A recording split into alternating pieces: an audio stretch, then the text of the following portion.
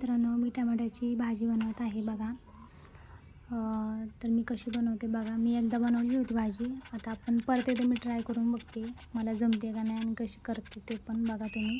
आणि तुम्ही कसं बनवता कमेंट करून सांगा. टमाटे पहिले धुवून घ्या, व्यवस्थित कापून घ्या बारीक. 2 कांदे घ्यायचे, ते पण बारीक कट करून घ्या.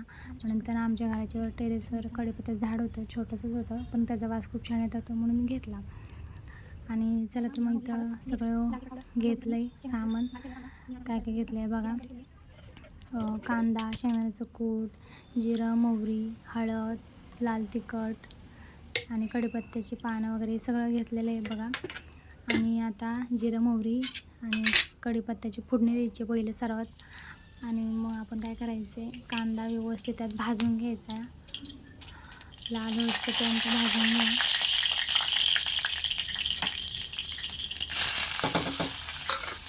मस्त असं फ्राय करून घ्या कांदा लाल होईपर्यंत.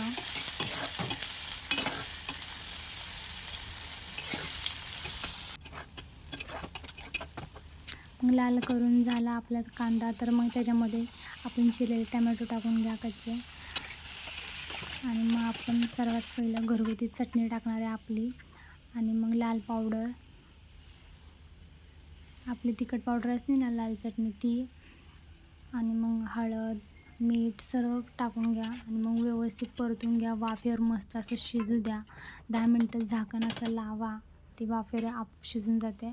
आणि नंतर हे सगळं झाल्यावर आपण शेंगदाण्याचं कूट टाकायचं आहे. शेंगदाण्याचं कूट टाकून झाल्यावर थोडीशी कोथिंबीर टाका तुम्ही. ते मी इथं टाकलेलं दिसत नाही आहे, पण नंतर मी टाकणार आहे वरतून. तर तुम्ही कसं बनवता मला कमेंट करून सांगा. तुमची पण रेसिपी शेअर करा मला.